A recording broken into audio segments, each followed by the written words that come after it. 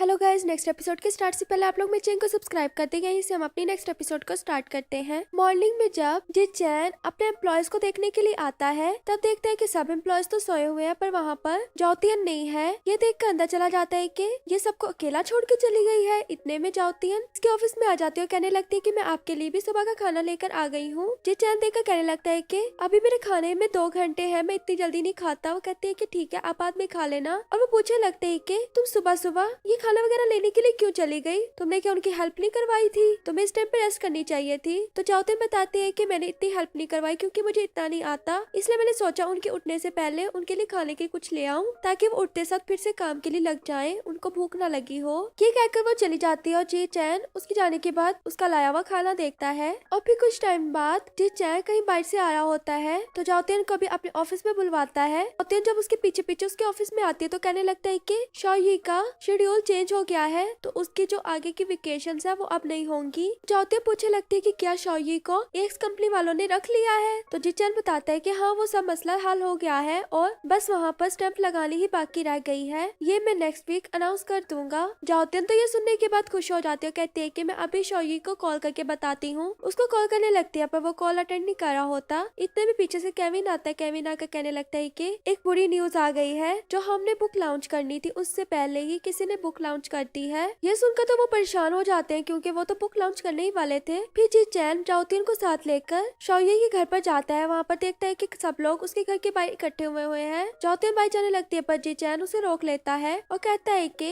लोग मुझे भी पहचानते हैं क्योंकि मैं उसका एजेंट हूँ। वो कहती है कि तुम कौन से सेलिब्रिटी हो जो तुम्हें भी लोग पहचानते होंगे? चैन कहता है कि मैं उसका पर्सनल एजेंट तो हूँ ना। ये कहकर उसको दूसरे रास्ते से लेकर जाने लगता है। जब उसके घर पे पहुँचते हैं तो जाओतियन कहती है कि हमें किसी की पर्सनल लाइफ में ऐसे नहीं जाना चाहिए। जी चैन कहता है कि टेंशन मत लो, मुझे तुम्हारी पर्सनल लाइफ में जरा भी इंटरेस्ट नहीं है। और देखते हैं कि उनको शॉयी कहीं पर नजर नहीं आता, पर वॉशरूम से शॉवर की आवाज आती है। ये सुनकर जी चैन वॉशरूम की तरफ जाने लगता है और जाओतियन भी साथ जा रही होती है। जब वो कर्टन को साइड पर करता है तो शॉयी कपड़े के बगैर बैठा होता है। ये देखकर जाओतियन जल्दी से अपना फेस छुपा लेती है। जी चैन उसे जाकर कहने लगता है कि अब तुम ऐसे तो मुंह छुपा कर नहीं बैठ सकते ना, अब जो हो गया है वो सो हो गया है। ये टॉवल लो और बाहर आओ। जब वो तीनों इकट्ठे बैठे होते हैं तो ये कहने लगता है कि मैंने वादा किया था कि मैं अपनी बुक का एक एक वर्ड खुद लिखूंगा, पर मैं क्या करता, मेरे माइंड में कोई वर्ड ही नहीं आ रहा था। जी चैन उसकी बात सुनने के बाद कॉल करने लगता है एक जगह। तो शॉयी उसकी कॉल सुन के कहता है कि मैं अपनी पुरानी बुक्स की भी कोई गारंटी नहीं दे सकता। ये सुनकर वो हर चीज को रोक देता है और पूछने लगता है कि क्यों?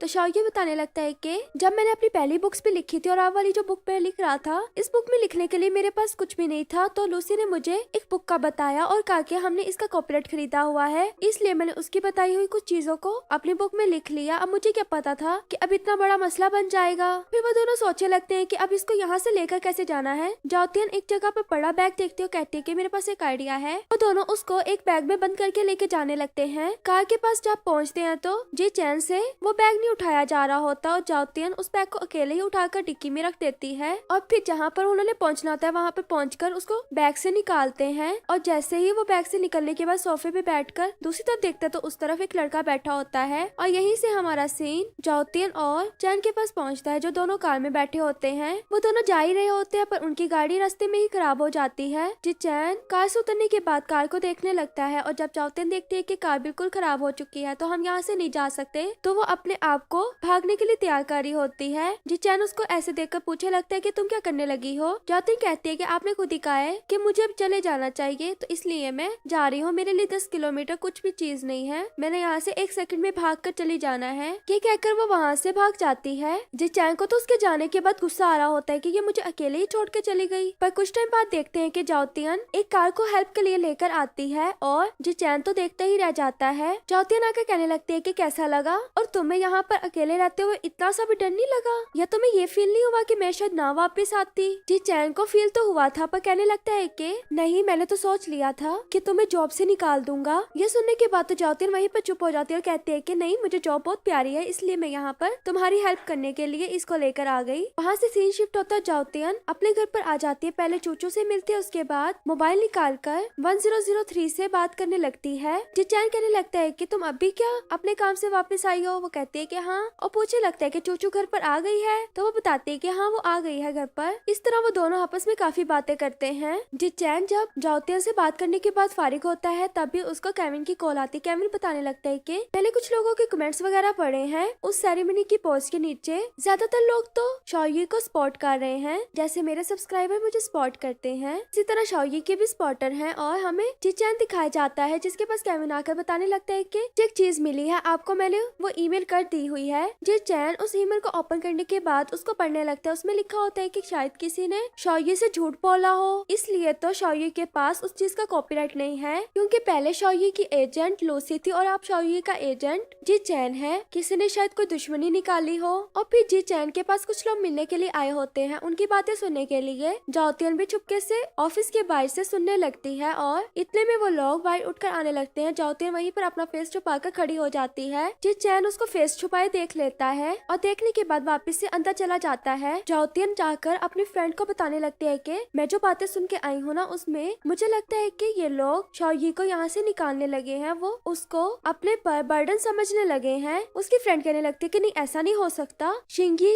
कंपनी उसकी वजह से तो चल रही है, वो उसको कैसे निकाल सकते। और कहती है कि उसकी तो कोई गलती भी नहीं है। तो वो कहता है कि तुम्हें क्या यकीन है उसने तुमसे सच बोला होगा कि उसकी कोई गलती नहीं है। हमें लूसी दिखाई जाती है जिसको उसी आदमी की कॉल आती है जो जी-चैन के पास आया था और उसको कहने लगा हुआ था कि शौर्य को यहाँ से निकालो। और वो लूसी को कहने लगता है कि देखना अब शौर्य तुम्हारे पास आ जाएगा जल्द, क्योंकि अगर जी-चैन ने उसको वहाँ से नहीं निकाला तो उसे बहुत नुकसान उठाना पड़ेगा। ये सुन कर तो लूसी खुश हो रही होती है। जाओतियन जो अपनी फ्रेंड और एक एम्प्लॉय के साथ बैठकर ढूंढ रही होती है कि हमने शौर्य को कैसे इनोसेंट प्रूफ करना है। इतने में अंदर से जी-चैन आ जाता है, आके कहने लगता है कि तुम लोगों को इस मामले में डरने की जरूरत नहीं है। वो दोनों तो जी-चैन को देखकर वहाँ से इस तरह भागते हैं कि जैसे पता नहीं क्या हो गया है और पीछे बचती है जाओतियन। वो कहने लगती है कि नहीं मैं इस मामले में तो नहीं आ रही हूँ, पर मैं आपकी मदद कर सकती हूँ, प्लीज आप मुझे कुछ बता सकते हैं। जी-चैन उसको कुछ भी बताने से मना कर देता है और कहते है कि तुम जैसे बातों के अंदर आ रही हो ना, मुझे लगता है कि तुम्हारा निकलने का इरादा है। जाओतियन जब ये सुनते तो वैसे ही अपने मुंह को जिप लगा लेती है कि मैं कुछ नहीं बोलूंगी। जी-चैन जब अपने ऑफिस में जाता है अपने टेबल पे लेटकर उल्टी तरफ से आसमान को देखने लगता है और इतने में वहाँ पर केविन आ जाता है। केविन जब जी-चैन को इस तरह देखता है तो वैसे ही घबरा जाता है और कहता है कि क्या आप सर मर तो नहीं गए। तो जी-चैन उसको वहाँ से निकलने का बोलता है और फिर वो जब वहाँ से जा रहा होता है तो उसको रोक भी लेता है। जाओतियन जो एक आदमी से मिलने के लिए जाती है तो जाकर कहने लगती है कि तुम लियांगशी के हस्बैंड हो ना। वो कहने लगता है कि हमारा प्राइवेट मैटर है। तो जाओतियन कहने लगती है कि चलो ठीक है, तुम मुझे अपनी वाइफ से कांटेक्ट करवा दो,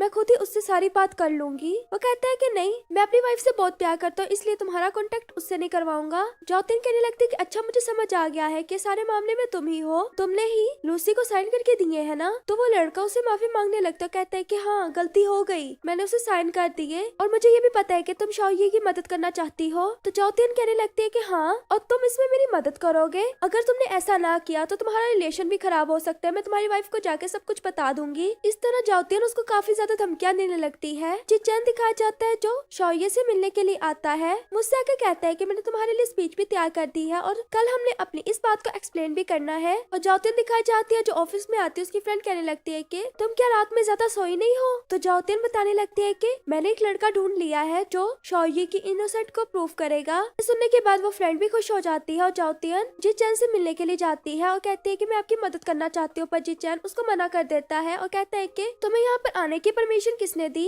ये कहते हुए उसे वहाँ से जाने का कहता है और जाओतियन भी वहाँ से जाते हुए टर्मिनेशन एग्रीमेंट का सुन लेती है और सोचने लगती है कि ये इसको टर्मिनेट करने लगे हैं, बल्कि शौर्य तो इनोसेंट है ना। ये बात बाहर जाकर अपने फ्रेंड को भी बताती है और फिर नेक्स्ट डे आ जाता है जहाँ पर जी-चैन होता है और वहाँ जाओतियन भी आने लगती है। जी-चैन उसको अंदर जाने से रोक देता है और जाओतियन उसको अपना रेजिग्नेशन लेटर दे देती है, कहती है कि मैं यहाँ से रिजाइन दे रही हूँ क्योंकि यहाँ पर किसी को भी इंसाफ नहीं मिलता, बल्कि जो इनोसेंट होता है उसको भी वहाँ से निकाल दिया जाता है। जी-चैन उसकी ये बात सुनने के बाद कहता है कि चलो ठीक है अब इस बात से मत मुकरना। तो जाओतियन कहने लगती है कि हाँ मैंने कब कहा कि मैं अपनी बात से मुकरूंगी, अगर मैंने ऐसा किया तो मैं डॉग की तरह बाग करूंगी। हमें लूसी दिखाई जाती है जो शौर्य के पास आई होती है, कहने लगती है कि तुम यहाँ जी-चैन के पास से टर्मिनेशन लेटर भेज दो, वो मैं घर से ही बना कर लाई हूँ, तुम इस चीज की टेंशन मत लो, मैं तुम्हें स्टार बना दूंगी, देखना दोबारा से। शौर्य उसकी बात सुनकर हंसता है और यहीं पर हमारी एपिसोड खत्म हो जाती है। वीडियो अच्छी लगे तो वीडियो को लाइक करना।